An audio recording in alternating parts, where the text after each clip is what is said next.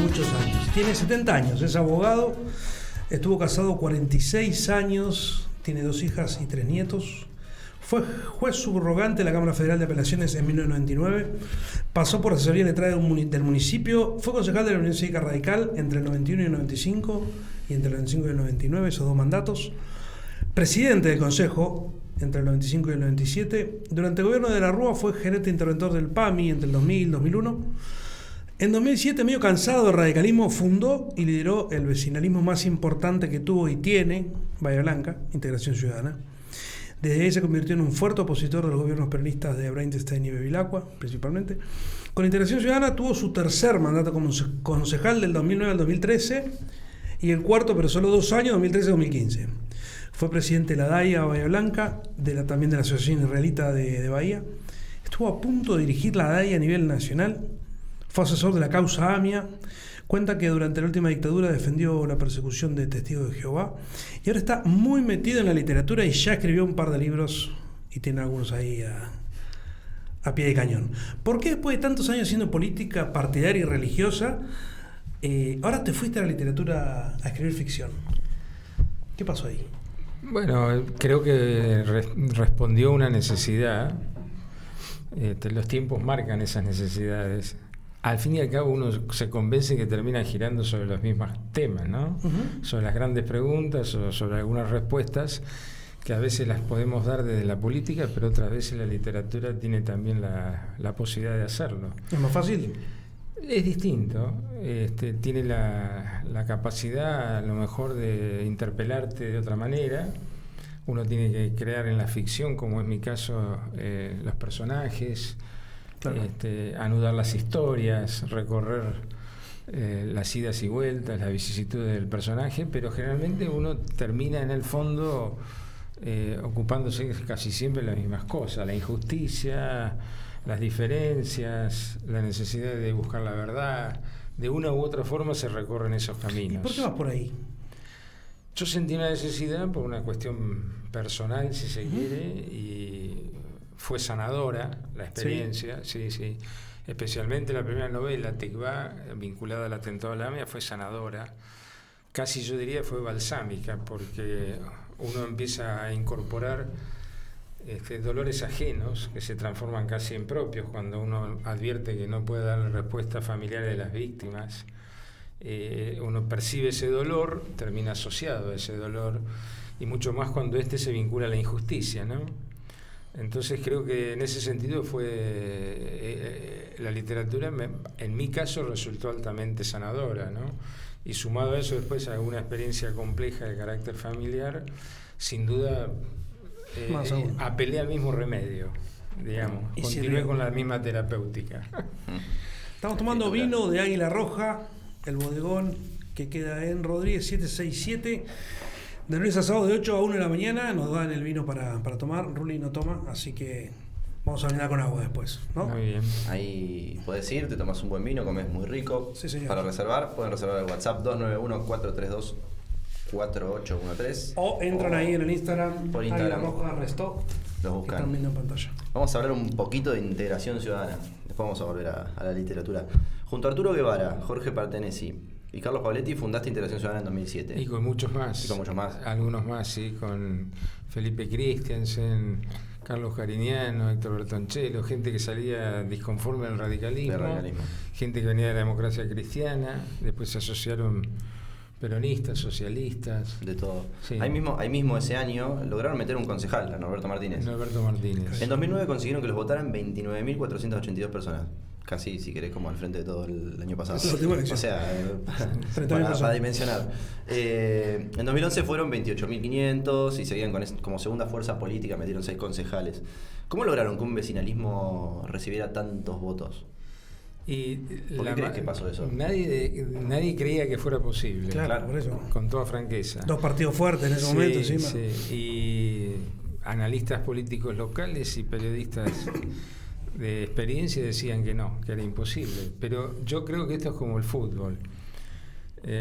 A veces cuando viene la pelota en un córner hay quienes saltan antes, otros saltan después que pasa la pelota, y algunos a veces cabeceamos en el momento justo. Y es en un momento justo, cuando se da nuestro crecimiento. ¿Por qué? Porque había una gran disconformidad con el radicalismo, que había sido derrotado, que no había hecho autocrítica, y frente al peronismo mucha gente entendía que había una posibilidad para una voz local, que la verdad que la ciudad nunca la había tenido. Y creo yo que ese fue el acierto, saltamos en el momento justo. La aparición del PRO después, de alguna manera, modifica otra vez el escenario. Sí, claro. Esto es recurrente en la política. Nada como en la vida es definitivo, en la política menos. ¿Por qué no se da, vos decís, el radicalismo no fue autocrítico en ese momento? ¿Por qué no intentar ser autocrítico desde el radicalismo? Intentamos. Y no pudieron. Sí, intentamos, pero no estaban dadas las condiciones, lamentablemente, y bueno, igual nosotros, la mayoría de los que veníamos del radicalismo, nunca abandonamos ese origen espiritual, que algunos lo identifican con el personaje de Alem. Bueno, en nuestro caso y en el mío particularmente siguió siendo una figura influyente. Por supuesto, sin ninguna duda, lo fue también Alfonsín después. Claro. ¿No? ¿Y cómo fueron esos primeros acercamientos a la política? ¿Por qué al radicalismo? ¿Qué te pasa? Había un antecedente familiar, pero en el momento que todavía la dictadura no se había retirado, porque los albores de la democracia estaban todavía en estado diríamos de borrador incipiente, algunos amigos me acercaron a una cena en la agrupación racinguista casi clandestina, en la que vino Raúl Alfonsín a hablar. Éramos muy pocos y yo quedé absolutamente impresionado. Por supuesto conocía lo que venía haciendo... ¿Con Alfonsín, decís? Sí. ¿Qué te impresionó ahí? Me impresionó el análisis, la profundidad, los conocimientos sobre la política, sobre la ciencia política, sobre la historia política, y además esa defensa que venía haciendo cuando llegaba en un colectivo con su traje negro a firmar los habeas corpus y se volvía a la noche. Me parecía que era el ejemplo que todo político debía seguir.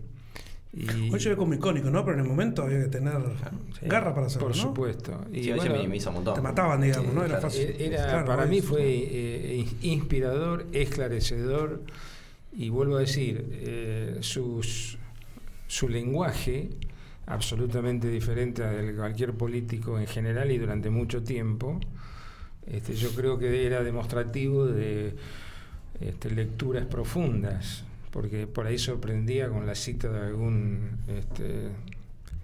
me acuerdo que una vez me quedé sorprendido, mencionó a Harold, creo que era Lasky, un laborista inglés, lo citó como si lo hubiera leído absolutamente todo, digamos, tenía esa particularidad. Y eso sorprendía, porque en general... no digo todos, pero hubo sí una generación importante de políticos que eran lectores profundos, ¿no? Como ahora, ¿no? Y ahora se fue perdiendo, sí. ¿Qué edad tenías ahí? ¿Te acordás más o menos de la cena? Sí, era el año 81, 82. Llegando a la democracia. Yo nací en el 52, así que... 30. Jovencito. Yo me había recibido a los 21 de abogado. Y fue impactante, realmente fue impactante. Como en 2013 fue el año en el que más, vuelvo a la integración ciudadana, ¿no? Fue en el que más votos sacaron, 33.000. Sí. Ahí superaron al frente de todo el año pasado. Les iba muy bien, o sea, de hecho ahí quedaron 1.000 votos abajo del Frente Renovador, que estaba Julián Lemos, o sea, casi ganan. ¿En algún momento de esa subida que tuvieron, alguien les ofreció guita para que, déjense de joder? No. Onda, chao. Cierra la déjense de joder. Cierra integración ciudadana. No, nunca. Y confieso que nosotros no lo asumimos con gran triunfalismo. Esa verdadera épica que se dio en aquel momento. No fuimos totalmente conscientes en el momento de lo que teníamos entre manos, confieso. Al menos la mayoría de nosotros, y en mi caso. No evaluamos casi que estábamos perdidos con el peronismo por 800 votos. Claro. Y creo que en la ciudad pocas veces se había dado un triunfo y una derrota para el segundo en guarismos tan cercanos, ¿no? Y eso, digo, en el 2015 después sacan 12.000 votos, baja integración ciudadana. Hoy digo, se van al Frente Progresista y demás, pero bueno, de alguna manera se pincha Integración Ciudadana en términos de votos reales electorales. Sí. ¿Te parece que habrá tenido que ver con eso? ¿Con no haber tenido la euforia de...? No, yo creo que ha sido, vuelvo a la figura futbolera del córner. Sí. Le tocó saltar a otro y cabecear, claro, okay. Y nosotros la vimos pasar. Es la aparición del PRO. Cuando aparece el PRO, muchos de nuestros votantes, que siempre tuvimos claro que no eran cautivos, era una masa de opinión oscilante, ¿no? Encontró, además en vertientes nacionales, lo que era mucho más fácil para... Que usted no tenía. Claro, una boleta larga, completa, etcétera. Bueno, y ahí entramos en una zona en la que podíamos haber desaparecido. Y yo creo que el gran mérito actual de Marián Rosón, de Nico Marín, de Mariano Santos La Rosa, de Claudio Veroiza, en fin, de todos estos chicos y hay muchos que se han incorporado, han hecho otro verdadero triunfo desde abajo, que ha sido mantener la personería política, ¿no? Que es re difícil, parece una pavada. Es re difícil. Y lo han logrado. Yo lo miraba, el fenómeno, y por supuesto uno se siente parte ahora en mínima proporción, pero la verdad que ha sido una tarea casi tan importante como aquella cuasi victoria, ¿verdad? ¿Y cómo te pega que le vaya tan mal electoralmente al frente? No, yo lo veo como siempre tuve la visión no fanática y tratando de tomar distancia emocional de que esto siempre son realidades coyunturales y pasajeras. Nunca me imaginé ni me asocié a la necesidad de un triunfo que tenía que permanecer, ni una derrota que podía ser permanente. ¿Con esto qué quiero decir? Que quizás se vuelva a dar un proceso en el que los chicos salten y vuelvan a cabecear, en el sentido de que se va a volver a dar, porque es muy cambiante, son ciclos a veces que duran más de 10 años o algo parecido, pero en la política son bastante frecuentes. ¿No te parece que la figura de una persona conocida, importante, con experiencia, con militancia, como vos, también ayuda, digo, vos venías de ser presidente del Consejo General? Sí, es cierto eso. Sí, ya había sido, ¿no? Sí, ya había sido. Por eso, digamos, venías de trabajar con Linares, o eras parte de un esquema de poder importante que hace que sea más fácil votarte, digamos, eso sin duda contribuye, pero esa figura nosotros la fuimos sosteniendo en el tiempo y eso se va a poder hacer con otras. No es patrimonio exclusivo de una persona o de dos. Eso también va a depender de las coyunturas. Yo, en ese sentido, me pareció siempre que había que mirar la realidad con alguna racionalidad y percibir los cambios, los movimientos, las situaciones. Y creo que se pareciera que se comienza a transitar otra vez un camino, no va a ser igual, obviamente, pero va a ser frentista y puede dar todavía muchas satisfacciones a la ciudad. ¿Y vos te ves cabeceando de vuelta? A veces me veo jugando un poco en el medio campo. Armando, distribuyendo el juego, abriendo un poco las puntas. Bien, bueno, eso hace bien. ¿Qué hubiera pasado si no formaban la Integración Ciudadana, si te quedara el radicalismo? ¿Qué contrafáctico, ya sé, pero quizás uno hubiera encontrado un lugar en otro espacio político difícil, la verdad que difícil. No me veía. No lo viste después tampoco, digamos. No me veía. Recuerdo que siempre uno asocia algunos episodios y dice, alguno me trataba de acercar por ahí a otra fuerza política, claro, con buenas intenciones, obviamente, pero no, yo creo que así como se dio esto, fue bastante natural, ¿no? Para los que en aquel momento lo hicimos, que usábamos una figura, y recuerdo que decía, nos fuimos al desierto y sin agua, porque la verdad que no teníamos nada entre manos, no sabíamos ni por dónde empezar. Me acuerdo que una noche redacté el estatuto del partido, terminé a la medianoche y digo, ¿esto será un nuevo partido? La verdad. Pero así se hacen a veces esas cosas, ¿no? ¿Tuviste alguna charla con los dirigentes que en ese momento del radicalismo no les daban espacio? Posterior, después de que ganaron y... No, no hubo así charlas vinculadas a este tema, pero en ese sentido yo he tratado siempre de ser muy respetuoso, Primero porque, vuelvo a decir, el origen lo reivindico y eso me pertenece porque es mi experiencia personal, nadie me puede decir que no la tengo.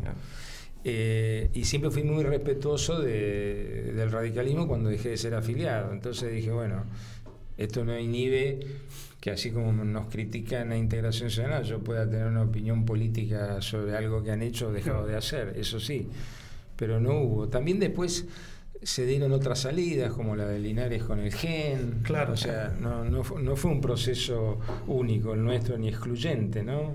Es raro lo que pasó de dirigentes, ¿no? sí.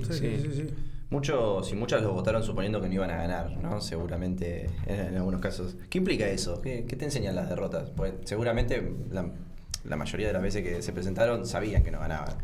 Yo creo que la gente, es decir, en la gobernanza que se trata de sostener en una ciudad como en una provincia o un país, necesariamente requiere una posición clara, fuerte, en el sentido de convicciones muy firmes, ¿no? Y yo creo que nos votan por eso, nos han votado por eso y nos van a seguir votando por eso. Esas convicciones firmes implican compromisos y a veces exponerse a situaciones no demasiado gratas, ¿no? Respecto al poder al que hay que enfrentar. Nosotros tenemos la vocación por incomodar a los cómodos y tratar de acomodar a los incómodos. ¿Esto qué significa? Todos aquellos que sufren, que tienen dificultades porque están marginados, porque están excluidos, porque no acceden a los bienes sociales o culturales, son los que están incómodos. A esos hay que acomodarlos. Y los que están demasiado cómodos son los que tienen el poder, los que manejan los recursos, los que manejan las pautas. Bueno, a esos a veces hay que incomodarlos. No es por mero deporte que uno lo hace, lo hacemos porque entendemos que más de una vez es necesario restablecer ciertos equilibrios, acercar ciertas diferencias y tratar. ¿Van de la mano uno con otro? Digo, incomodar a uno para acomodar a otro, ¿van de la mano? Generalmente sí, porque si yo otorgo beneficios a un sector en la ciudad, naturalmente dejo otro excluido, o los recursos que van para un lado no van para el otro. Es el verdadero interés, el verdadero interés común, ¿no? El de tratar de restablecer ciertos equilibrios. Yo diría a veces acortar ciertas diferencias que son tan evidentes, ¿no? Cuando uno ve barrios que han estado tradicionalmente excluidos, que dependen de que las inclemencias del tiempo en el siglo XXI sigan siendo hoy la que defina si una persona puede salir a trabajar o los chicos pueden ir a la escuela, porque el barro ya está llegando, llegando a su casa y le impide. ¿Por qué pasa eso? Tantos años, tantas décadas con los mismos problemas. Yo decía a veces que alguien se puede ir de la ciudad, puede volver en 20 años y va a encontrar todo igual, lo cual es gravísimo. Claro. Y eso revela... O con menos gente. Exacto. Revela desidia, negligencia, cierto desinterés o interés en otras cosas. Y me parece que en ese sentido hay que hacer todo el esfuerzo para corregirlo. Básicamente ha sido el interés que pusimos nosotros, ¿no? Cerramos Integración Ciudadana. ¿Qué le dio Integración Ciudadana a la ciudad? ¿Para qué sirve? Una voz para el que no tiene voz. Cuando más de una vez en muchos temas iba a entrar el buque regasificador, si nosotros no hubiéramos estado ahí con los amparos y la figura y demás, no se hubiera hecho una reglamentación que sigue siendo inadecuada a mi modo de ver, pero estuvimos. Cuando hubo el escape de cloroto, tanto. Cuando hubo problema de cierre de alguna fábrica o lo que fuera, también. Cuando hay situaciones vinculadas a los suicidios que nadie se ocupaba en la ciudad, estuvimos. Cuando empezaron con nadie sabía cómo encarar el tema de la trata de personas, estuvimos. Quiero decir, darle voz a los que no tienen voz, porque esa es la verdadera función de la representación política, que genera un lazo muy particular con aquel que lo sigue, ¿no es cierto? Y un compromiso para quien lo lleva adelante como nosotros. Pero me parece que esa es la verdadera función, independientemente a veces de que se esté en el gobierno o no se esté en el gobierno, porque ocurre y nos ha ocurrido que nos vienen a ver quienes tienen alguna problemática particular sabiendo que no estamos en el gobierno. Sin embargo, esa voz incide, a veces forma agenda, o contribuye a formar la agenda. Y bueno, me parece que esa es la verdadera función política, ¿no? Es más difícil estando afuera de cargos, ¿no? Digo, incluso no teniendo concejales. ¿O no? Es distinto. Es distinto. Pero nosotros hasta le encontramos un poco cierta dinámica a eso también. Claro, porque claro. Si vos lográs que te escuchen y decís lo que algunos no dicen, los que están en el gobierno tienen que ocuparse a veces, aún sin mencionarte, que yo creo que ha sido uno de los errores persistentes de esta administración, que no entender que la gobernabilidad se construye con colaboración, y que para colaborar hay que colaborar con los que piensan diferente, no con los que piensan igual. E incluso con los que no están en el gobierno. Me refiero en la institucionalidad formal, que sería la del Consejo en la representación política. Eso es la verdadera gobernabilidad, y eso es un déficit para mí importante, porque falta cooperación. ¿Sentí que no nos escuchan, digamos? Obviamente. El gobierno local, GAI, sí, obviamente. ¿No? Es decir, ha habido propuestas sensatas, oportunas, que no éramos autores exclusivos, no vamos a rogar la propiedad intelectual de algunas ideas, pero las difundíamos y demás, y era razonable que nos convocaran, ¿no? Bueno, hay un criterio que es justamente eso: la gobernabilidad debe sostenerse en la cooperación y no en el antagonismo o directamente en la exclusión. Claro. Bueno, vamos a pasar un poquito a la etapa de escritor. Ahora estás escribiendo Fricción, junto a tu amigo Héctor Grimberg escribieron el guión de la obra de teatro llamada Dos hombres grises. Sí. Que quiera verla, vamos a decirlo así, el 1 de octubre en el Tablado se presenta la obra. Exacto. Ahora mismo, a comprar entradas, todos y todas compren entradas. Ahí voy a leer el resumen, digamos, la ficha técnica, tal cual. Muestran el impacto que produce el despido de uno de los personajes, Hermes, en la gran empresa en la que trabaja con su amigo Rogelio. Lucía, otra empleada, es afectada por la misma medida, la echan también. La armonía entre los dos amigos se quiebra a partir de ese hecho, aflorando el conflicto a través de los recuerdos que el protagonista va colocando en una caja al abandonar la empresa. Con el transcurrir de la obra, la tensión va en aumento hasta llegar a un final inesperado que no lo vamos a contar para no spoilearlo. ¿Por qué alguien tiene que ir a ver esta obra? Porque creo que refleja una realidad que de una u otra manera nos ha tocado casi, diría a todos, que es esa enfermedad tan particular y de mucho tiempo, pero que en el siglo XXI ha hecho estragos como la pandemia, que es el desempleo. Y la forma en la que la viven dos amigos en una empresa es justamente el objetivo que acabas de definir vos en la ficha, ¿no? Las tensiones que provoca el conflicto, que tienen obviamente un desenlace, van dejando, creo yo, en el espectador una enseñanza y una posibilidad de reflexionar más que enseñanza. Reflexionar sobre ese hecho que es una enfermedad social, si se quiere, cómo cada uno la internaliza, cómo la vivió. He visto comentarios en La Plata, ahora que se dio la obra, de que mucha gente dijo, al fin esto nos pasó a todos de alguna manera. Y todos empiezan a tomar conciencia de que un pariente, un amigo, personalmente alguien... Directo o indirectamente lo viviste. Y cómo eso genera nuevas tensiones, incluso entre dos amigos, como es en el caso de los personajes, ¿no? Es lo interesante. Cómo se vuelve a dar el conflicto y cómo lo acentúan después a medida que avanza la obra, ¿no? ¿Cómo fue escribir teatro? Una cosa rara, distinta, ¿no? Sí, en realidad... acostumbrado a escribir... La ficción, la última novela que yo había escrito era El dólar quemado. Y allí necesitaba alguien que me diera auxilio psiquiátrico, porque... se trataba de un personaje que crea... ¿A vos o para la novela?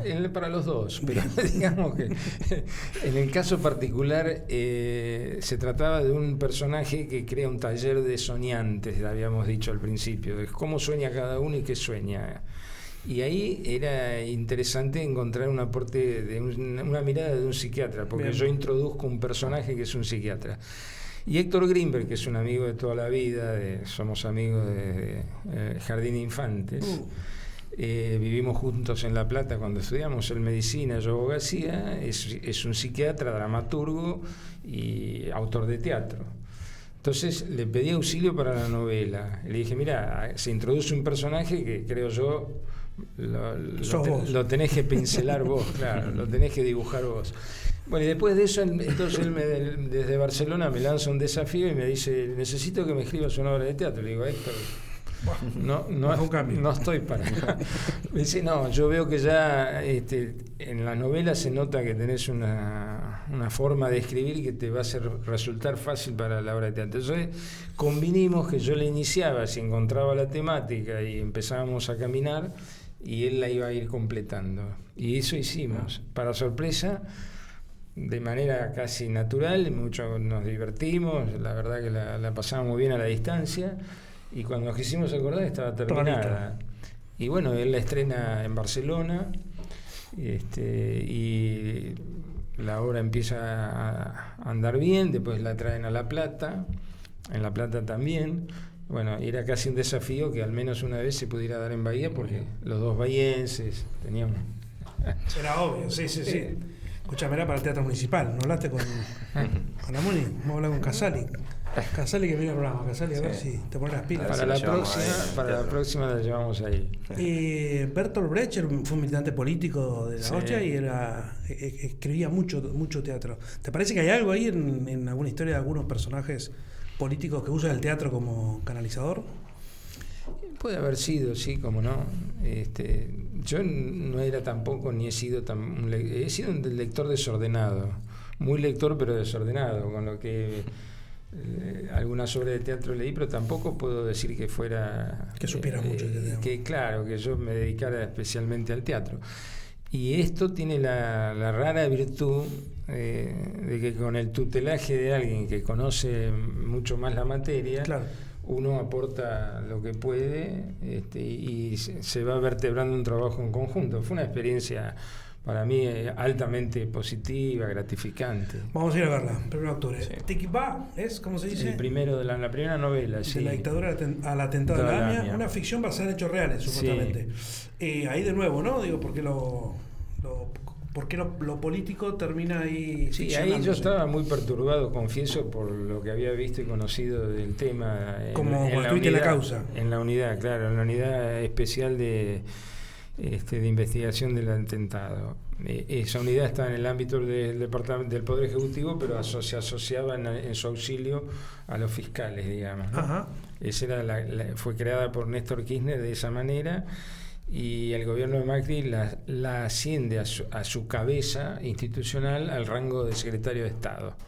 Y ahí nos convocan. Era una verdadera legión extranjera, por suerte, porque era gente que veníamos de distintas visiones políticas, como un denominador que éramos abogados, mi caso particular con conocimientos sobre ese escenario tan particular que es la comunidad judía, que tiene que ver obviamente en el caso del atentado, y entonces yo aportaba quizá esa mirada. ¿Cómo llegaste ahí? En realidad, Mario Cimadevilla le pide, porque había sido compañero de Linares en el Senado y tenía buena relación con Stolbizer, le pide a ellos dos una opinión sobre a quién poder designar que tuviera conocimiento sobre el tema de la comunidad y algo del atentado, pero básicamente también del comportamiento de la comunidad judía, sus instituciones en la causa AMIA. Y automáticamente los dos coincidieron que...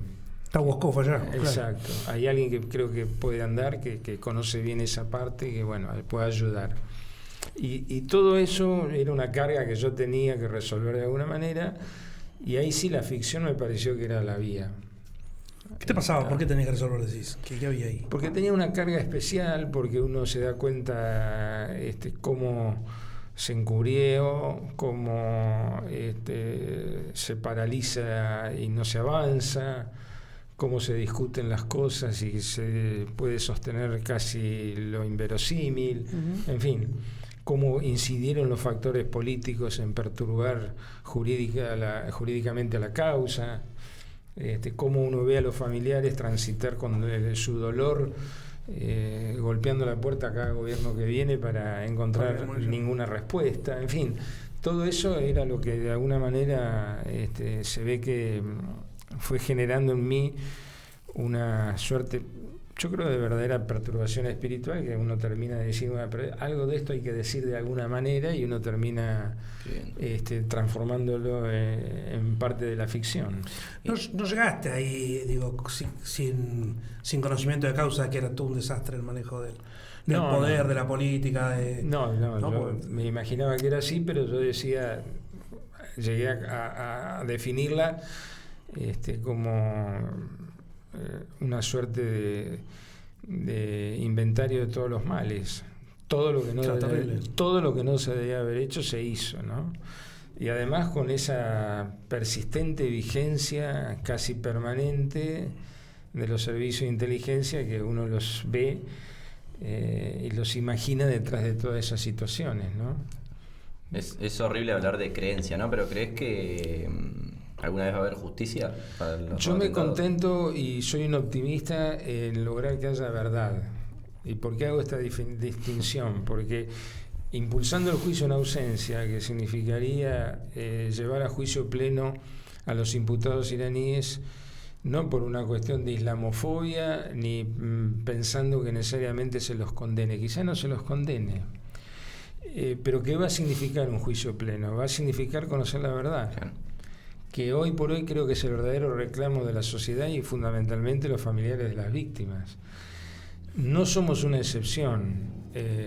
Hay países como Francia, que tiene un sistema judicial al que no tildaríamos de tan deshilachado como el nuestro, etcétera, que ha demorado casi más de 28, casi 32 años en poder llevar a juicio a los responsables de un atentado en un restaurante judío en pleno París, donde hubo 6 muertos y más de casi 20 heridos, y no podía lograr extraditar a los 4 autores, que eran 4 terroristas, uno que había obtenido la ciudadanía noruega, 2 se habían refugiado en Jordania, uno en la Cisjordania, en la ciudad de Ramallah, y el gobierno francés tuvo que admitir que desviaron la causa deliberadamente, que habían hecho un acuerdo con la organización terrorista de Abu Nidal a cambio de que no hubieran más atentados terroristas en Francia.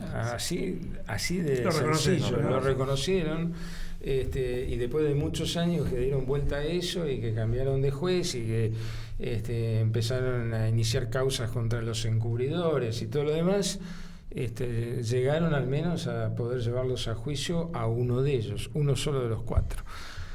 Acá entonces vos crees que serviría que sea un juicio en ausencia, o sea, después pase lo que pase con... Primero, claro, conocer la verdad. Es que lo que nos pasó en la época de la dictadura, cuando íbamos a las audiencias acá en la Cámara Federal de los juicios de la verdad, yo me preguntaba, pero ¿para qué lo hacemos? A veces con angustia, ¿no?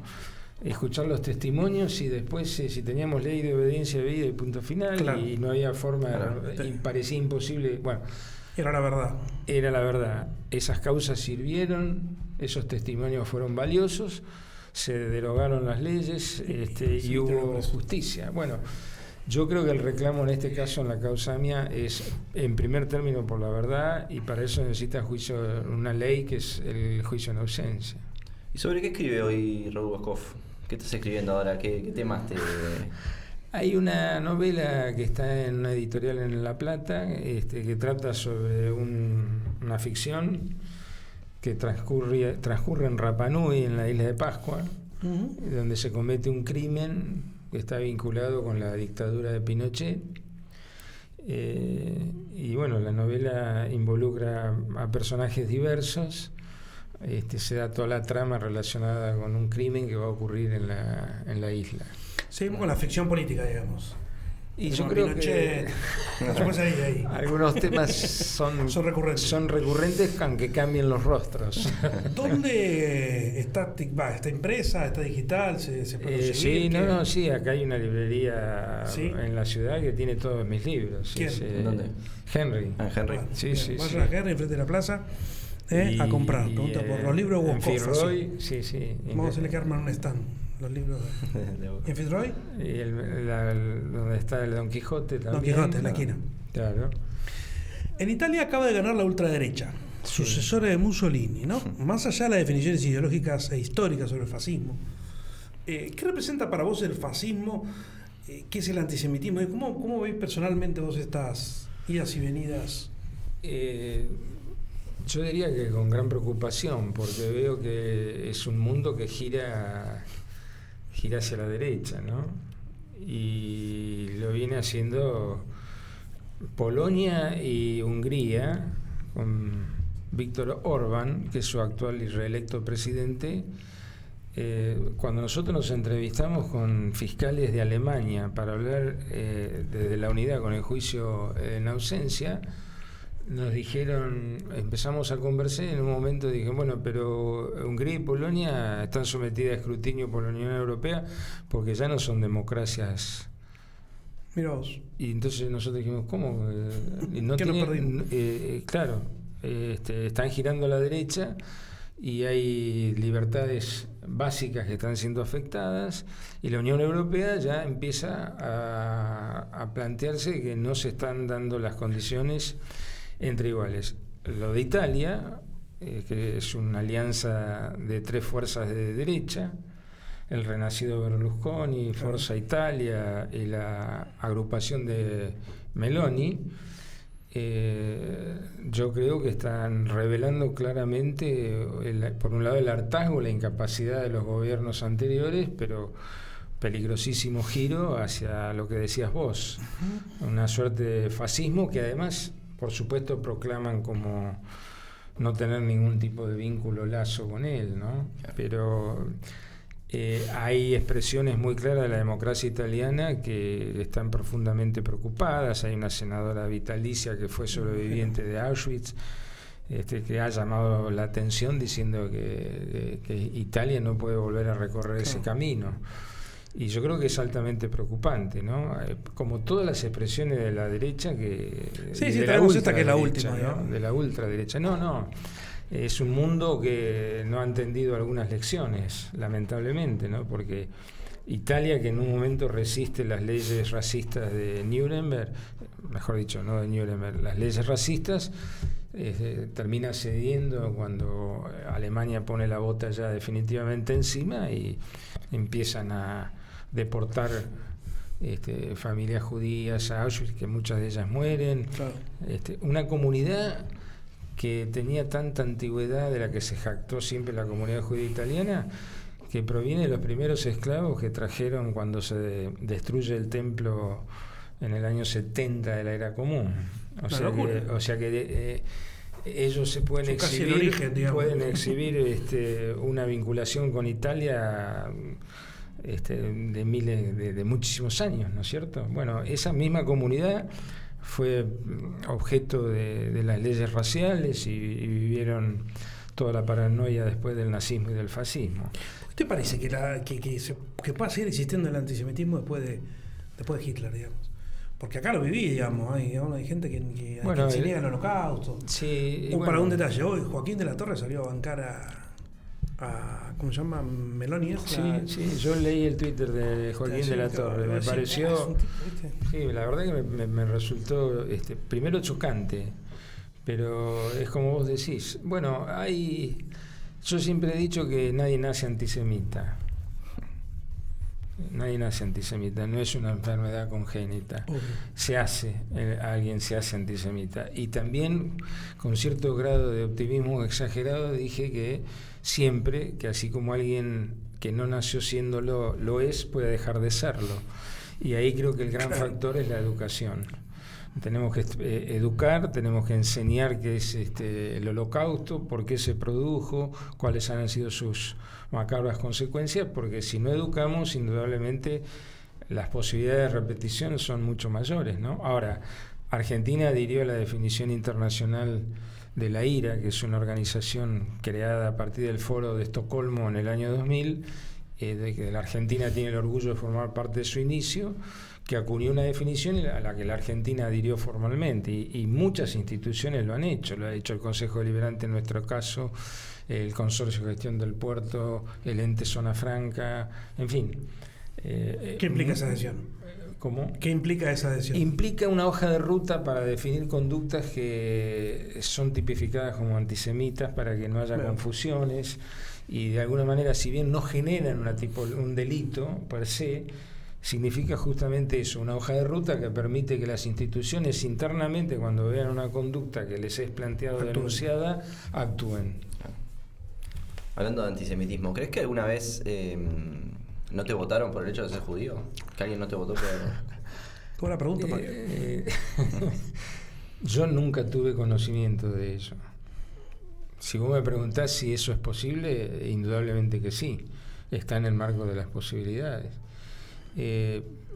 Yo siempre asumí mi judaísmo con absoluta naturalidad, convencido que vivo en una sociedad democrática, convencido de que he contribuido mínimamente en la medida de mis posibilidades a que sus valores democráticos se sostengan y persistan, y también en la necesidad de mostrar que en mi caso el pueblo judío y la comunidad tienen un aporte importante hecho a la humanidad y todavía lo pueden hacer, y en consecuencia, si alguien por alguna enfermedad social de la que hablamos entendió que no me debía votar, está también en su decisión hacerlo.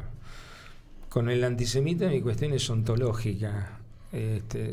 Yo voy a defender mi vida cuando sé que un antisemita la ponga en peligro, pero fuera de esa situación estoy dispuesto a debatir y discutir las situaciones, tanto esa como cualquier otro tema, porque yo creo que un demócrata que intenta vivir conforme a valores democráticos tiene que asumir que no siempre tiene razón, pero que aún teniéndola tiene que hacer el intento siempre de escuchar al otro, ¿no? Qué difícil eso, ¿no? Hoy en medio de la grieta. Yo creo que sí. ¿Cómo te llevo con la grieta? Claro, no, sí, nosotros hemos abogado, y particularmente Integración Siempre Ciudadana, abogado en contra de la grieta. Yo creo que es una de las peores enfermedades políticas que nos han ocurrido, porque ha esterilizado esfuerzos, ha retardado soluciones, y cada vez, creo yo, hay quienes están más interesados en profundizarla. Y me parece que eso proviene de cierta debilidad de convicciones democráticas a veces de ambos lados, ¿no? Y nadie niega que haya cuestionamientos recíprocos y demás, pero me parece que ha sido nefasta la grieta como tal. Y quienes se han beneficiado políticamente parece que tienen la vocación por persistir en el intento, porque por ahí tan mal negocio político no les hace resultado. No, al contrario. Todo esto vinculado al sufrimiento, haber nacido judío o entender la causa judía, de alguna manera está la discriminación, la persecución, todo esto que estamos hablando, ¿no? Y que de alguna manera vos lo vas marcando en las novelas y eso vas tirando algunas cosas concretas. ¿Te hizo de alguna manera más empático con los discriminados, con los que sufren, con los más vulnerables y demás, o nada que ver, digamos? Sí, es probable que sí. No hay un clic ahí, ¿sí? Sí, es probable que sí, porque en realidad la verdadera concepción que uno asume como judío justamente es el valor justicia. Y el valor justicia tiene que ver justamente en dar a cada uno lo suyo y en reconocer las diferencias y no perder de vista que uno las ha sufrido. Entonces, claro. ¿Cómo no hacer propia la causa de Armenia, por ejemplo?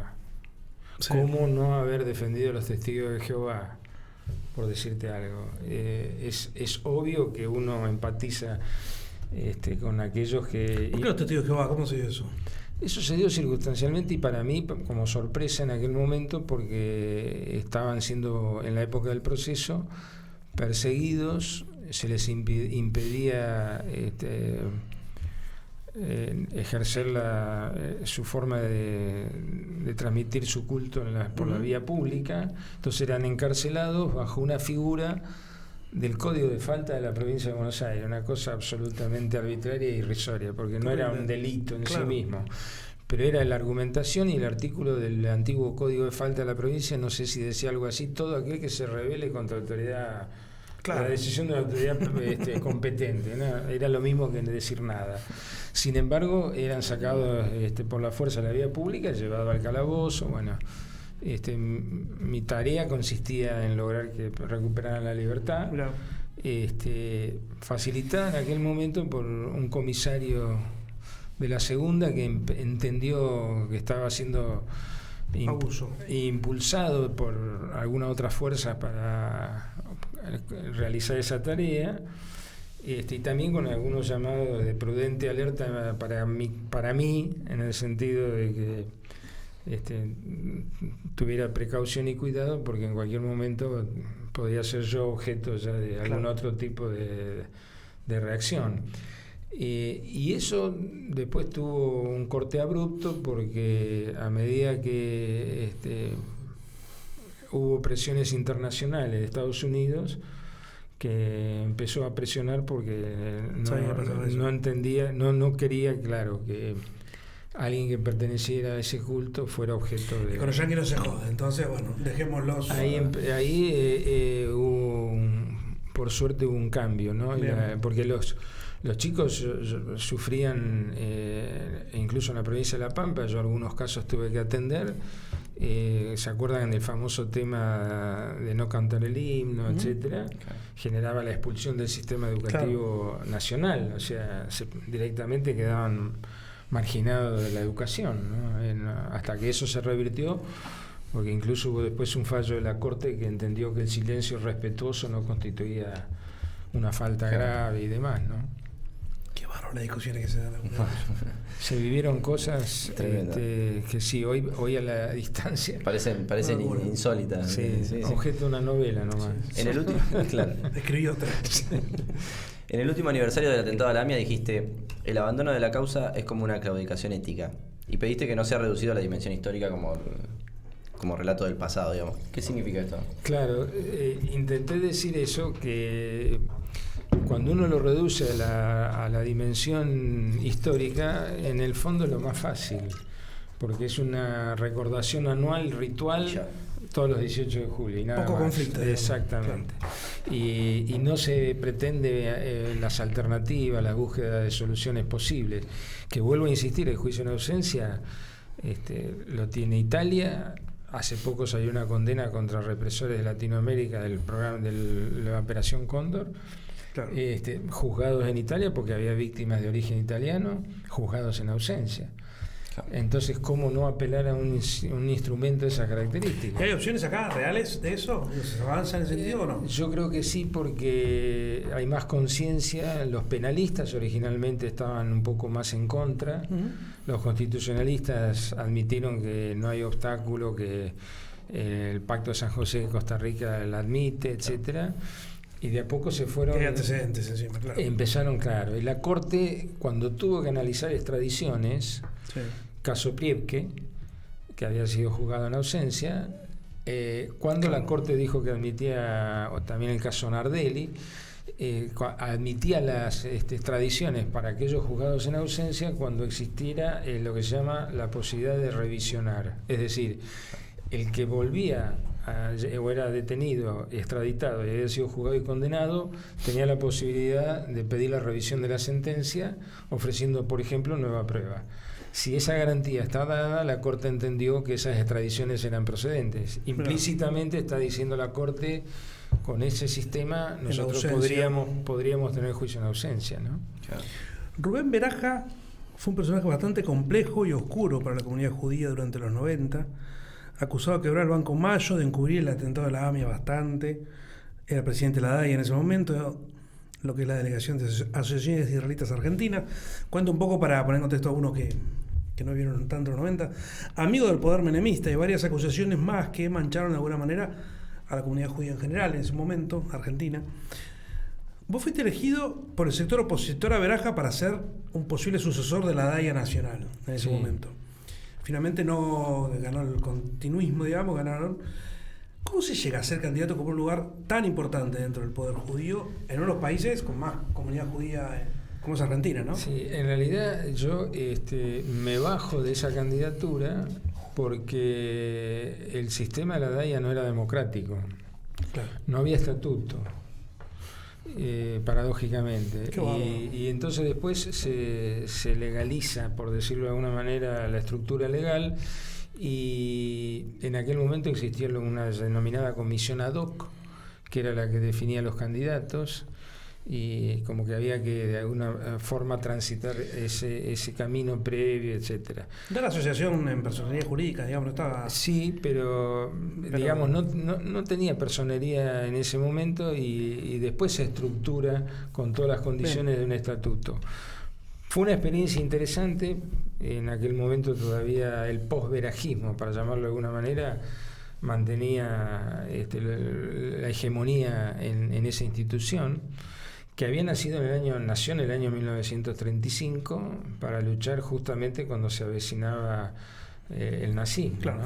¿No? Hay que recordar que en 1939 el Luna Park se llenó de bote a bote en un acto nazi, con profundas imágenes y banderas en apoyo al régimen nazi. Eso pasó en el Luna Park. O sea que en aquel momento, en el 35, ya las instituciones judías argentinas se nuclean en torno a la delegación y de alguna forma pasa a ser una especie de voz política que no necesariamente tiene que ser la única. De hecho, existen ahora otras expresiones que también lo son, ¿no? ¿Y cómo llegas ahí? No, un poco quizá porque yo había actuado en la delegación local en Bahía Blanca y me conocían en Buenos Aires, entonces imaginaron más cercano a corrientes propias del laborismo, lo que sería socialdemocracia. Era una época en la que había mucho reflejo de las posiciones políticas de Israel en la comunidad judía, y el laborismo, digamos, era todavía de alguna manera hegemónico, ¿no? Entonces imaginaron que alguien joven del interior qué época, podía desafiar al continuismo. ¿Qué es el poder para vos? ¿Te sentiste poderoso? No, nunca. Yo siempre que cuando entraba a una institución designado, y alguien me lo hizo notar cuando entré interventor en el PAMI, no llevé ni el cuadro con la foto de un ser querido, ni absolutamente nada. Entonces un día alguien entró y me dijo: che, acá no hay nada, ni un banderín de Liniers. ¿Sos del Chivo? Sí, ni de River ni de Liniers. Me dijo: no hay ningún banderín. Me digo: no, es que nunca, sos inquilino en estos lugares. Y esa es la gran confusión, ¿no? Yo creo que el poder es eso. Sos un mero inquilino, a plazo y condicionado. Ahora, la mayoría o muchos creen que son poseedores, entran como dueños, ¿viste? Empiezan a colgar todos los bailes. Podemos medir las oficinas de los políticos, a ver cuánto se gana apropiado. ¿Cómo son las oficinas? ¿Cómo son las oficinas? Ojo, es una buena nota. Entonces vos te das cuenta enseguida, porque aparecen todas las imágenes familiares, los clubes, ¿no? Sí, obviamente. Yo decía: no, esto es para entrar y salir. Y te tenés que ir de la misma manera. De hecho, en el PAMI había dicho que sería un año de intervención y lo cumplí. Porque decía: si es una intervención, no puede durar más de un año. Si en un año no hice lo que se supone que tengo que hacer, bueno, no fue buena tampoco la intervención. Es la realidad. Y me tengo que andar llevando los banderines y todo. Es un bolón. Antes de seguir, porque vamos a seguir, te regalamos un almuerzo para 2 personas en Milano. Uy, qué bueno. Que los amigos de Milano Irán Central Café nos dan una mano para hacer la visita. Ahí pueden ver las redes. Milanesa de Milano y ensaladas también, La Zillar de Milano está bastante buena. Sí. Sabemos de qué se trata. Hay buena birra. Bien. El Frente de Todos lo lideran en la sexta Subiele, Feliu, Godoy, Di Chiara. Adjuntos lo lideran Gay, Nardelli, Moirano. Vos siempre hablar de tener convicciones, de hecho hablaste varias veces acá de convicciones, valores y demás. ¿Ves convicciones firmes en los principales políticos de nuestra ciudad hoy? Sí, en algunos de ellos yo creo que sí. Algunos no he tenido mucho trato, en otros sí. Probablemente han cambiado la manera de ejercer esas convicciones o de percibirlas, me parece. ¿No es cierto? En el caso de Gay y asociados, han tenido un itinerario teñido de diferencias anteriores, ¿no es cierto? No están tan involucrados en la misma línea, ¿no?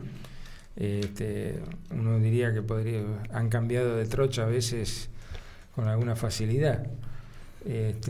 Otros los veo con convicciones, claro, sí. ¿Cuánto llevas con Gay vos?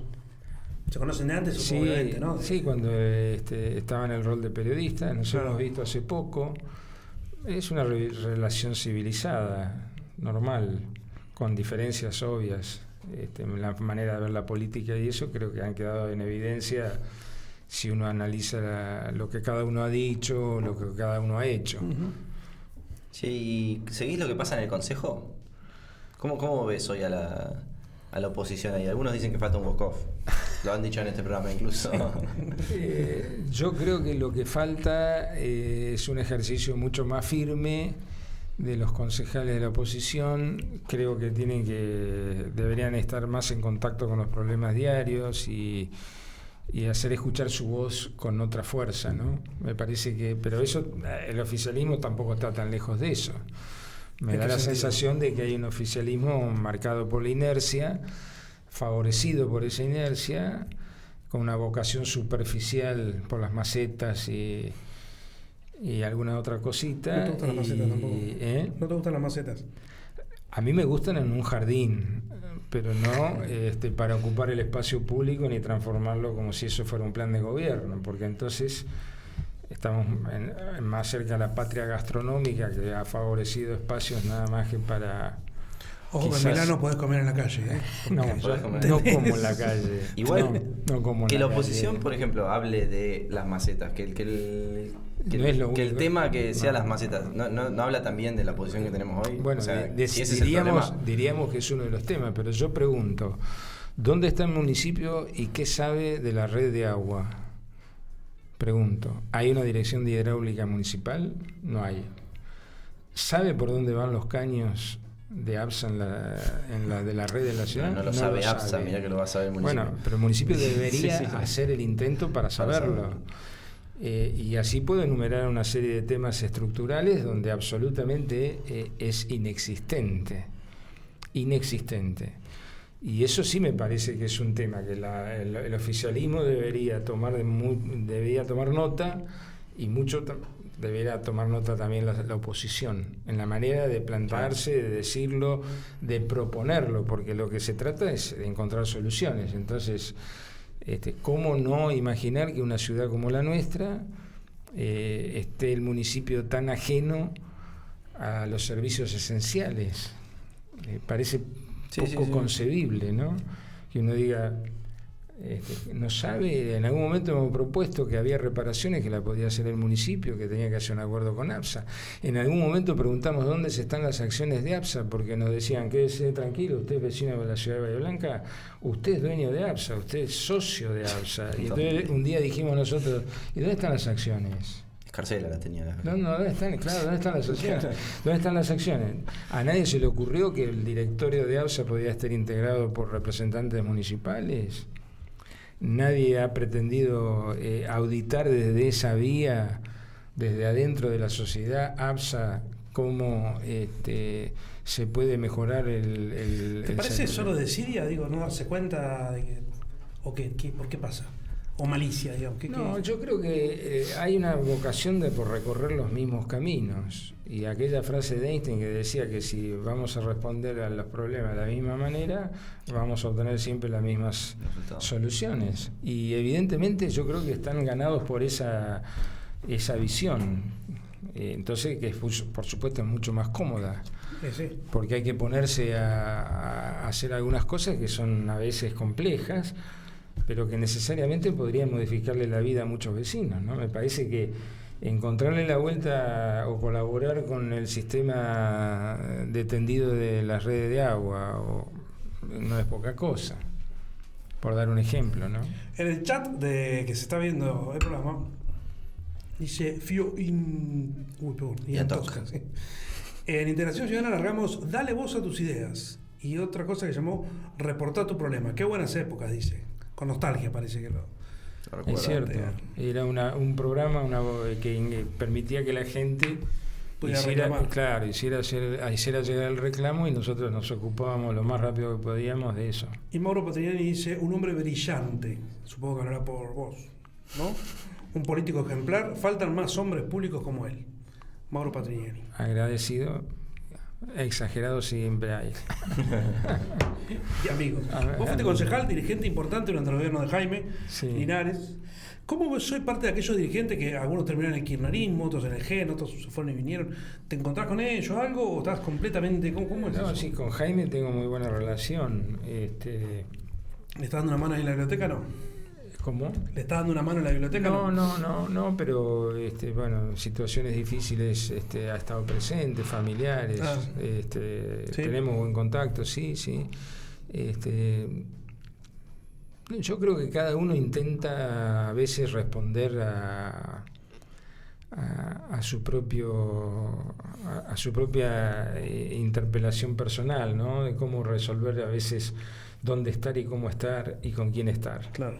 Y yo no juzgo en ese sentido de ninguna manera a quienes por allí cambian en algún momento de su historia política sus compañeros, sus amigos o las ideas por las cuales seguir, ¿no?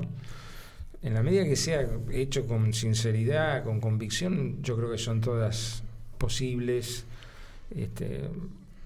¿Nunca estuviste donde no tenías que estar?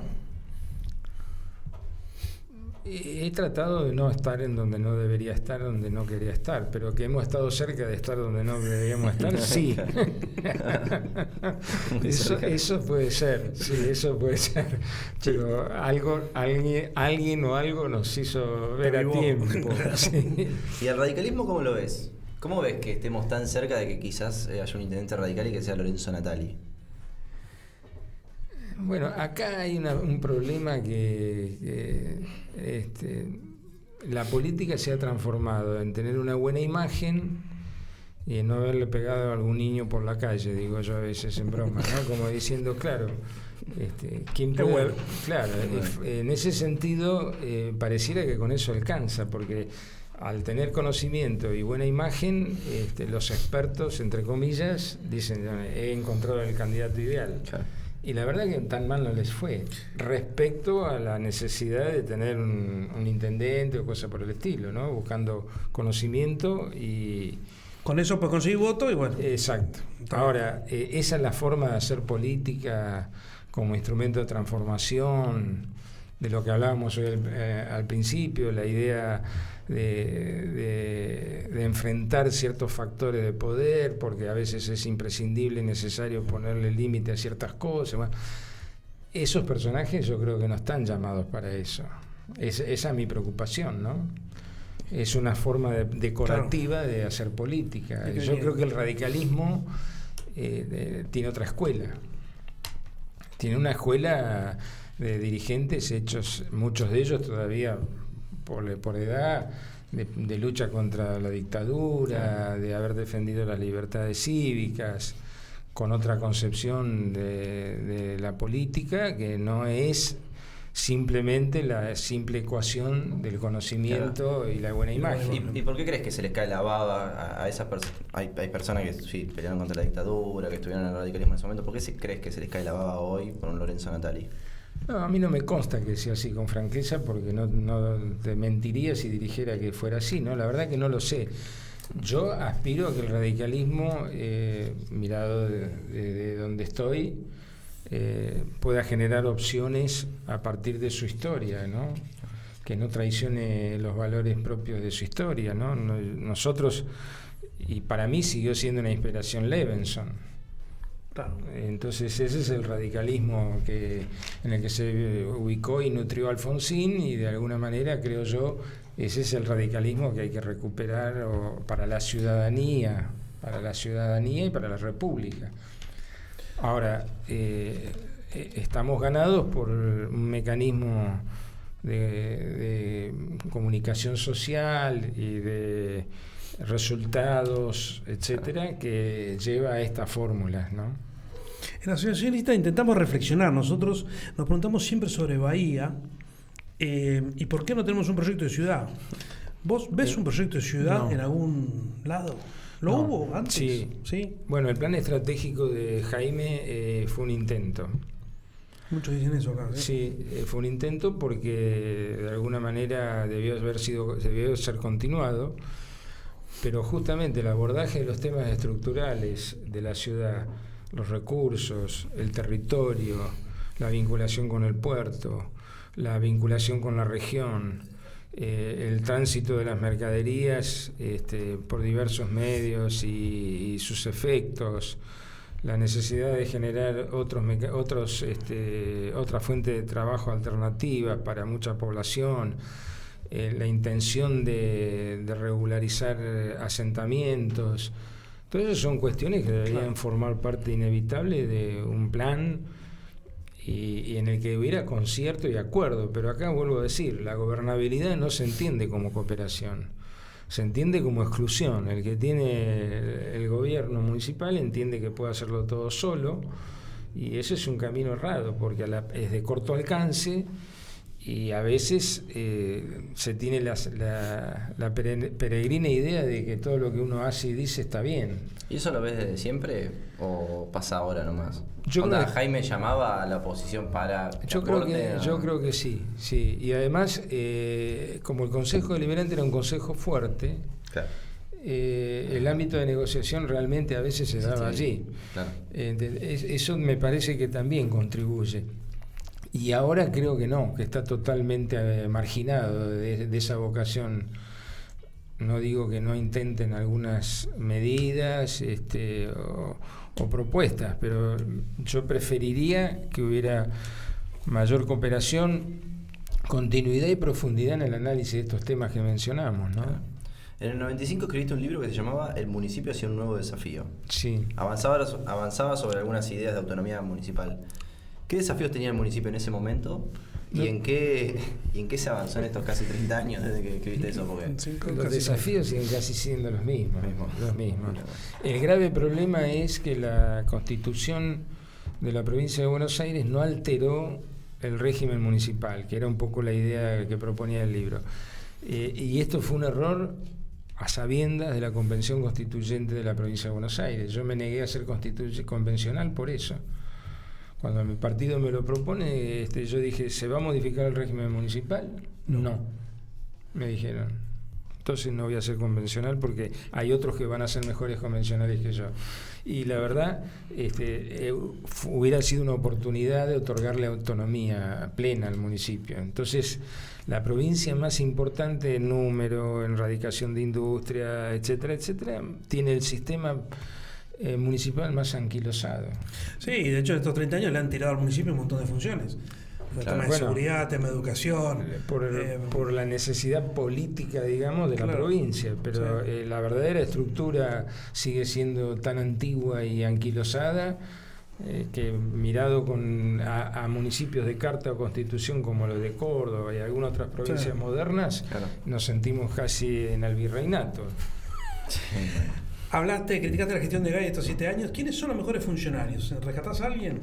Funcionarios, concejales, gente de Cambiemos. Sí. Actualmente, el hecho que no rescate ninguno debe significar que ninguno debe necesitar ser rescatado.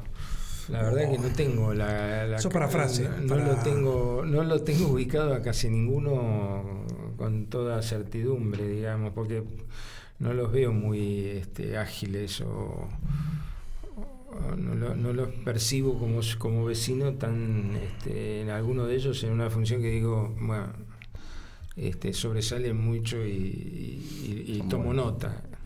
Está bien. En un debate en 2013 reclamabas vías exclusivas para el transporte público, ciclovías y bicicleteros. Maceta, ¿no? Yo vi ese video el otro día. No. Macetas no reclamaban. No se la podemos tirar. Pero, ¿qué te parecen las políticas de tránsito hoy? Porque esas 3 cosas están hoy, por ejemplo. Sí, la movilidad sustentable. Hay cosas que yo creo que se tienen que modificar.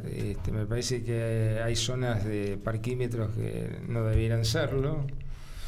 Creo que en ese sentido, por diversos motivos, no hemos abandonado el hábito del vehículo en el espacio del microcentro, etcétera. Creo que en el fondo lo que no dicen explícitamente, que los maceteros muchas veces y la bicisenda, al estrechar la vía, lo que hacen es hacerla más lenta. Y al hacerla más lenta es disuasiva para el automovilista. Sí, que no te metas en el centro. Exactamente, con lo que te tratando... Que muera menos gente. Exacto, te están tratando de decir que Bielúda es el centro, ¿no? Y bueno, esto para mí necesita todavía políticas y medidas más concretas, ¿no? Para desalentar el tránsito. ¿Pero estás de acuerdo en desalentar el tránsito en el centro? Sí. La por movilidad, claro, sí, no, en ese sentido la proliferación del parque automotor de la ciudad debe ser una de las ciudades más grandes del país. En ese sentido tenemos un parque automotor enorme. Bueno, el de motos se había multiplicado en su momento por el mal transporte público que teníamos. Exacto. Era como la mayoría es cierto. Compraba motitos. Es cierto. Era tremendo. Vos fuiste parte activa de la oposición a los gobiernos de López. Veniste en Bevilacqua. ¿Por qué les costó gobernar tanto a los peronistas?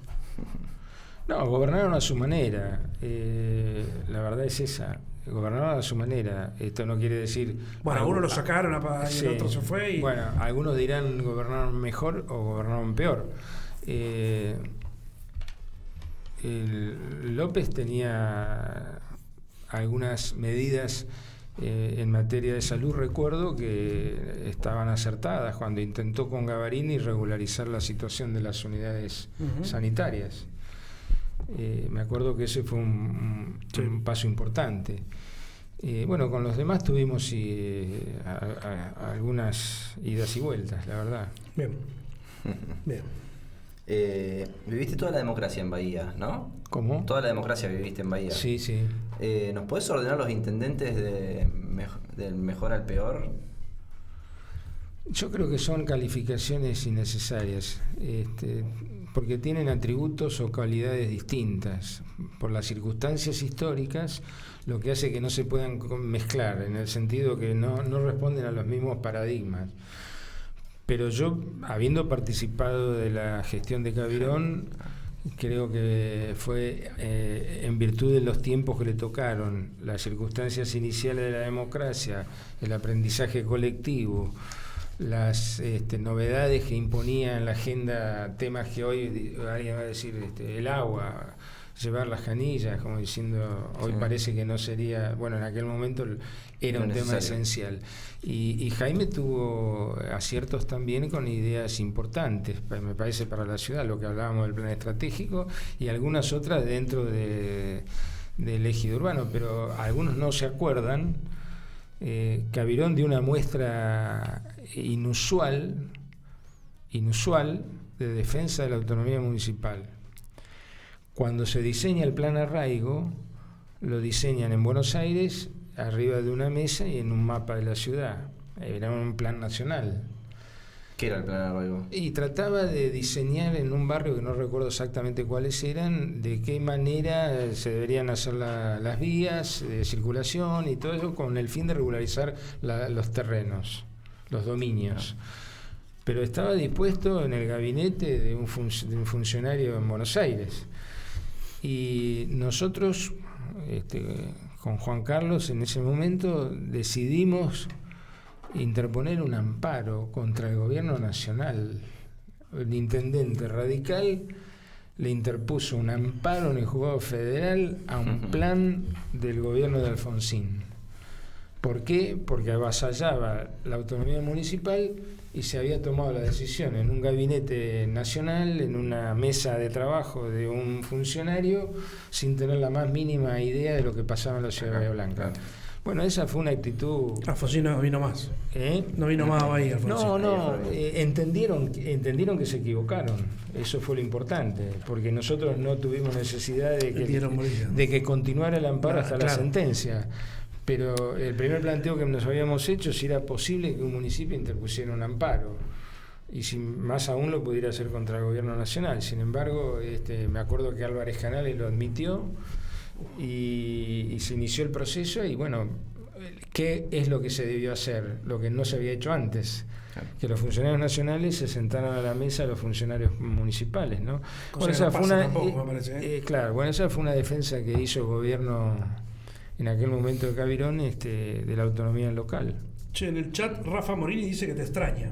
Y la verdad que sí, nos llevamos, aunque parezca para muchos difícil e increíble, uno a la distancia percibe que le ponía mucha picardía a sus discursos. Dice que te extraña. Qué buen consejo deliberante ese de esa época. Mendoza, Bosco, el otro día lo recordaba sí, Villalba. Villalba, era un consejo picante. Norberto Martínez. En un momento llegaron a tener 16 bloques, creo. Sí. O no, 13 bloques. Norberto Martínez. La verdad que era grato. A veces daba la sensación de que teníamos algunos dolores de cabeza, pero no, era grato. ¿Quién cree que sea intendente el año que viene? ¿O intendenta? ¿Sos candidato? No, yo no soy candidato. ¿A nada? No, estoy en etapa de recuperación. Y con la realidad de hoy, ¿quién te gustaría que sea intendente o intendenta? Y yo creo que me gustaría que alguien que tiene que ver con integración ciudadana, que puede ser una incorporación, puede sacarle varios cuerpos en cuanto a la necesidad de dar respuesta a alguno de estos temas que hablamos hoy. No quiero decir con esto que asegure que sea el intendente, ¿no? Pero como ustedes me preguntan quién me gustaría, yo creo que integración estaría en condiciones de ofrecer quizás una agradable sorpresa. ¿Extrañas el consejo, las campañas, ser candidato a esa época? ¿O te quedó como nostalgia del pasado y nada más? No, era grato. Yo lo vivía con alegría en el sentido de que era grato, por supuesto. Naturalmente había sinsabores propios de cada cotidiano, ¿no? Pero se estrechaba mucho compañerismo, aprendíamos, profundizábamos los temas, no dejábamos de estudiarlo. Cuando digo no dejamos, me refiero a todos los bloques, ¿no? Y muchas veces encontraban soluciones. Yo vengo aprendiendo del primer consejo deliberante. Cuando tengo una anécdota con Diskin, que me acuerdo que una vez yo le dije, David, me parece que está redactando mal la ordenanza, está repitiendo acá y acá. Y entonces me dice, yo le voy a contar una anécdota que tuve con Perón. Dice, nosotros no estamos haciendo poesía, le dijo una vez Perón, estamos haciendo leyes, porque también él le había hecho el reproche de que estaba repitiendo. Entonces yo ahí aprendí que a veces las ordenanzas no eran verdaderos textos gramaticalmente perfectos. Claro. Por eso ahora te dedicas a las novelas. Claro. O sea que las ordenanzas adolecían a veces de ciertos defectos gramaticales, pero respondían a necesidades, ¿no? Y eso a veces pasa también con las leyes, ¿no? Hoy calculamos los últimos 6 años tuyos en el Consejo, están todos publicados los proyectos, creo que de 2009 o algo así. Entonces los anteriores no están, pero presentaste 1044 proyectos en 6 años. Alguien una vez me trajo esa cifra. Me dijo, hiciste más de 1000 proyectos, me dijeron. Y yo dije, ¿tantos? Lo que pasa es que... ¿Hubieses presentado un proyecto por las macetas? ¿Un pedido de informe, algo por las macetas? Hubiera tratado de dar el debate para... Yo creo que hay un aspecto simbólico detrás de ese tema, me parece. ¿Cuál es? Cuando uno tiene una visión superficial de la ciudad y cree que arreglando el jardín resolvió todos los problemas, es como ocurre en una casa, ¿no? Uno imagina que si tiene arregladito y ordenadito el jardín, adentro está todo bien. Y creo que es así. Pero ni siquiera hay flores en las macetas. Claro, pero me parece que hay un exceso de mirada superficial en eso. Bien. Antes de pasar a las encuestas crueles, ¿tus viejos abuelos vinieron a Argentina? Mis viejos argentinos, son argentinos. Mi padre es santafesino, nacido en San Cristóbal, un nudo ferroviario del norte de la provincia de Santa Fe. Y mi madre de Médanos. ¿Y tus abuelos sí vinieron de...? Mi abuelo sí vinieron de Ucrania. Claro. Mayoritariamente de un lugar que se llama Kremenchuk, que todavía no fue bombardeado. ¿Todavía no? No, pero que está justo en el centro, creo que es a orilla del río Dnieper, y que en cualquier momento puede caer, porque esa es una zona donde de la época de la zarina de Catalina la Grande se establecían enclaves para frenar a los turcos, claro, a los otomanos, pero de ahí en adelante toda invasión que hubo en Europa por esa zona pasó por Ucrania. ¿Hubo un Voskov resistiendo a los otomanos, decís? No, los Voskov probablemente estaban relacionados porque hay una cierta similitud con nuestras feraces llanuras argentinas, ¿no? O sea, Ucrania tiene importante zona de cultivos y demás. Estaban relacionados con la actividad agrícola y molinera, pero mi abuelo paterno era maestro de hebreo y es contratado muy joven para que venir a dar clase a las colonias en Santa Fe. Y cuando baja del barco, según la anécdota familiar, los pocos rublos que traía los invierte en un diccionario ruso-español. Y terminó. No hablaba español. No, pero terminó escribiendo y hablando muy bien el español, el castellano. Cosa que heredaron sus hijos, a pesar de no tener ninguna actividad profesional, excepto mi padre, ¿no? Pero esa vocación o idea del abuelo de que tenía que hablar con muy diccionario. Bien, tenía que hablar bien. ¿Lo borraste el diccionario o no?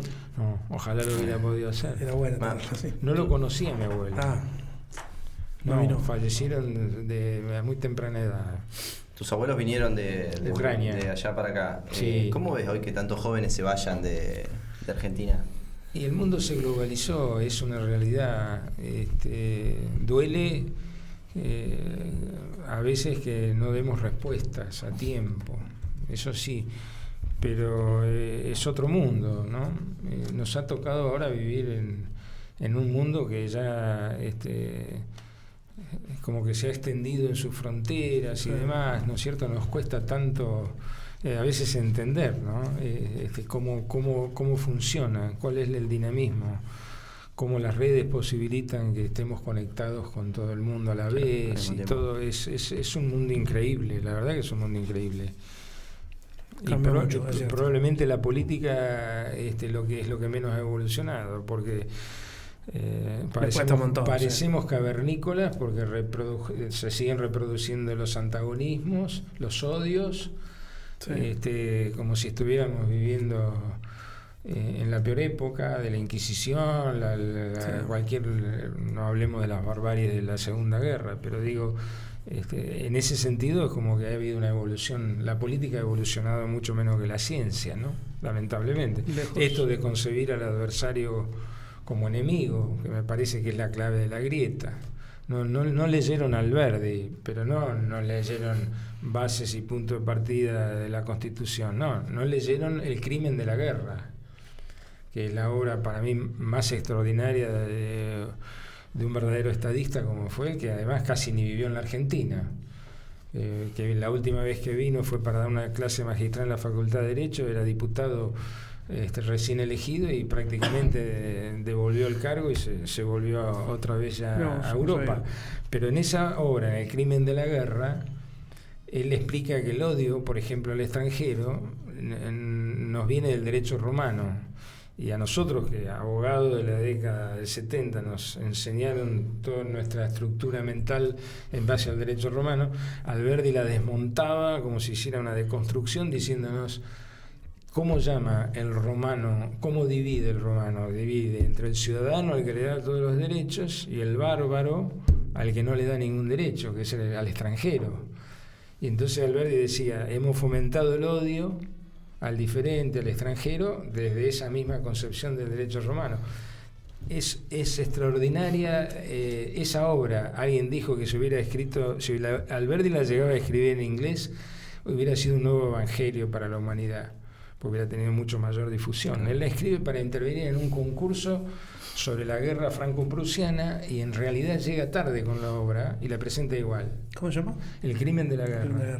Y es algo extraordinario porque explica gran parte de nuestros problemas desde la visión de alguien que dice que nuestra tierra ha sido amasada con sangre. Y yo creo que no se toma conciencia de que nuestra historia viene amasada con sangre. ¿No siguió amasada con sangre? Y siguió amasada con sangre. Y gran parte de los problemas sociales de nuestros días tienen que ver con la dictadura militar, con esa anomia, con eso de un poder que puede sentirse omnipotente, y eso cala en la sociedad casi imperceptiblemente. Entonces hay que hacer un gran esfuerzo. A mí me parece que en general la sociedad y el político en particular debiera hacer un mayor esfuerzo. Pero no dan ganas. Dan ganas de ir a leer algo. Hay siempre caminos más fáciles. Sí. Hay siempre caminos más fáciles. Vamos a buscarlos. Bueno, vamos terminando. Vamos a pasar a las encuestas crueles. Esta sección la auspicia. Ya estoy entre la vacuna que me puse ayer y el vino. Sí. Esta sección la auspicia Capitanes Coffee House. La primera cafetería de especialidad que tenemos en Bahía, en Sarmiento 505, ahí a metros de Alem. Sí, un lugar bastante copado. Hay distintos cafés de distintos lugares del mundo. Hay espresso, hay filtro, hay presa francesa, moca italiana, lo que quieras tomar. Está bueno. Vas, elegís el café, cómo querés que te lo preparen y lo disfrutás como corresponde. Abren de lunes a viernes, de 8 a 20 horas, los sábados a la mañana y a la tarde, y los domingos a la tarde. Síganos en Instagram ahí como ven. Capitanes Coffee House. La semana que viene se viene la semana del café, vamos a hablar un poco de eso. Tenés razón. La semana que viene que está bueno, va a haber varias cafeterías ahí copadas. Bueno, esta sección, encuestas crueles. ¿Son encuestas crueles? Tenés que responder sí o sí, no podés escaparle. No puedo. Y son muy difíciles. Una pregunta. Una de estas materias va a dejar de estudiarse en los colegios. Tenés que decir vos cuál de las dos no se estudia nunca más. ¿Historia? No debería estudiarse nunca más. No debería estudiarse nunca más. ¿Historia o literatura? Qué difícil. Encuestas crueles, ¿viste? Es cruel, sí. Es muy cruel. Y prefiero que dejen de estudiar literatura, porque van a estudiar historia y van a terminar estudiando literatura en forma indirecta. ¿Por qué? Y porque sí, porque en la historia van a encontrarse con la literatura igual. Con las novelas... algo mejor. Tuyas. No podrás hacer una de estas cosas. Recordar los primeros 18 años de tu vida, o pedir perdón o expresar disculpas. No voy a poder hacer eso. Nunca más. Alguna de esas dos. O recordar los primeros 18 años de tu vida, no los recordás para nada, o pedir perdón y expresar disculpas ahora, a partir de ahora, ¿no? Los 18 años. ¿Preferís olvidarlos? Prefiero olvidarlos. ¿Sos de pedir perdón y disculpas? Sí. Bien. Otra más. Perderás una de estas habilidades por siempre. ¿Cuál preferís perder? ¿Entender los chistes o sentir sabores? Qué difícil. ¿Cuál prefiero perder? Sí. ¿Entre esas dos? ¿Entender chistes ¿O perder sabores? o sentir sabores? Sí, no sentir sabores nunca más. No entender los chistes, porque igual no los entiendo. ¿No? Está perfecto. Pero te reíste un par de veces, así que algún chiste entendiste. La última. Vas a poder viajar en el tiempo y tener una conversación de 2 horas con una de estas personas. ¿Con tu bisabuelo o con tu bisnieto? O mi bisnieto. ¿Por qué? Porque preferís, yo ¿no? soy bisnieto de mi bisabuelo. Pero vos sabés lo que significa que alguien sea tu bisnieto. Claro. Eso es muy fuerte. Es más de uno mismo. Supongo yo, es más de uno mismo. ¿Estás cerca de bisnieto ya, no? Tengo un nieto de 17 años. Claro, o sea, ya puede en cualquier momento te hace bisnieto. Si no se cuida. No lo presionemos. Sos un histórico dirigente de la colectividad judía en Bahía. En otras ciudades hay un legado al resto de la comunidad como histórico, hospitales. Y perdóname, sí. No institucionalmente hablando. Bueno, claro, sí. Bueno, igual no vas a escapar de a ver si se enoja alguno. Igual no vas a aclaremos. No es capaz de esta igual. En otras ciudades hay un legado al resto de la comunidad, donde hay un hospital, escuelas, teatro. ¿Por qué en Bahía eso no pasó? Bueno, hay una escuela importante que vio mermada su cantidad de alumnos, ¿no? La escuela hebrea. No, la escuela hebrea de Bahía Blanca, que tiene a nivel de jardín de infantes, primario y secundario. Pero es solo para la comunidad. Sí, para la comunidad. No es abierta, digamos. ORT es una organización internacional que nace en la época de las persecuciones en la Europa Oriental para darle educación a los huérfanos judíos que eran víctimas sus padres de las persecuciones. Y con aportes importantes y con una estructura importante se generó una experiencia educativa extraordinaria que recorre el mundo. Y en Buenos Aires es altamente exitosa para la comunidad y no comunidad. Claro. Estaría bueno tener una en Bahía. Sí, yo acaricié la idea de traer Horta a Bahía en una oportunidad. Porque además tiene propuestas a nivel terciario, claro, que no, una oferta que no existe en Bahía, de carreras. Es una experiencia exitosa, pero tiene el origen que ellos lo exhiben con orgullo, lo que lo saben y lo conocen, que es haber respondido como una propuesta a niños huérfanos de las persecuciones. Estaría bueno, incluso para niños huérfanos. Sí, pero además en la ciudad tiene algunas disciplinas que están ausentes en el nivel terciario. Claro. Lo que tiene que ver con cine, todas esas cosas son lo que ORT desarrolla muy bien. Sí, buenísimo, traigamos cine de la ORT.